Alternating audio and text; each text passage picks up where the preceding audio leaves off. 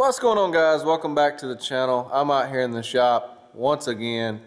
I thought I was going to pick up a load, but my truck decided it didn't want to. Got through finishing up some repairs and stuff over the weekend. Got ready to crank my truck and hook it back to the trailer. Will not start. The starter went out sitting in the shop. Which I don't know if that's a bad thing or a good thing. Because it could have went out in a lot worse place, you know, on the side of the road somewhere or wherever else. But it conveniently went out in the shop, so I'm pretty thankful of that. This thing is a bear to get off of there. I'll show you where it's at down in here. I finally got the thing off.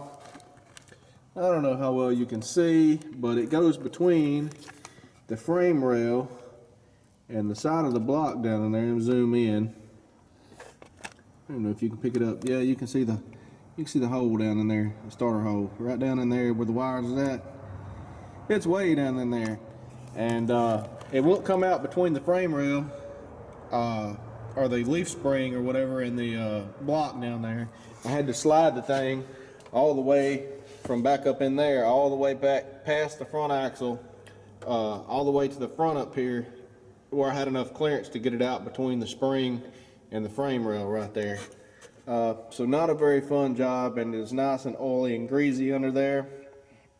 And so I got the thing off of there. I had to use, you see that there, this long extension to get to the top bolt. I had a 3-foot extension, and then I had an 18-inch extension onto that to bring me out to about here. So about 4.5 foot of extensions will get you down in that hole down in there to get the top bolt out.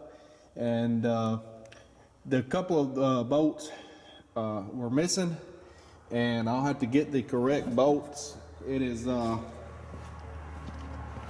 see,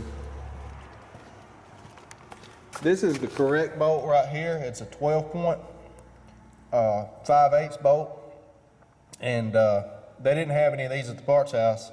And the deal is, see how it's got the reduced head on it? The way the bolt goes in so close to the starter, it's going to be hard to get a wrench on a regular bolt.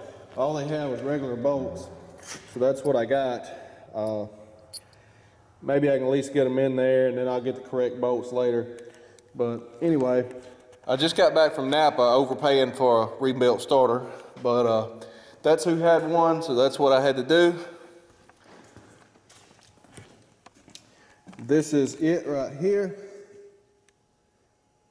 And they had a new and they had a rebuilt, but the new one was a different part number, and it looked almost identical except for the nose cone right here was square right here where this is tapered.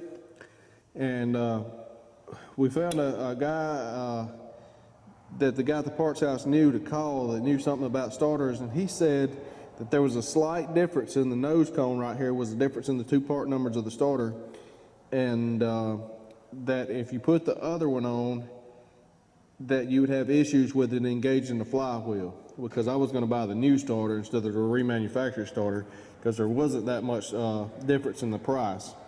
But I had to go with the remanufactured starter and leave them my core to keep from paying the core charge. But this starter weighs about 60 pounds, I think, 60, 61 pounds. I'm not exactly sure, somewhere right in there. And it is a bear to put on. You can see what I'm talking about the bolts right there, how hard that's going to be to get a socket on. I think I'm going to put the correct bolt in the top one and put the other bolts in the bottom. Maybe I can get to them a little better. I'm not sure. It should be fun, whatever the case. So anyway, I can't really film this the way it's. I don't have any lighting over there.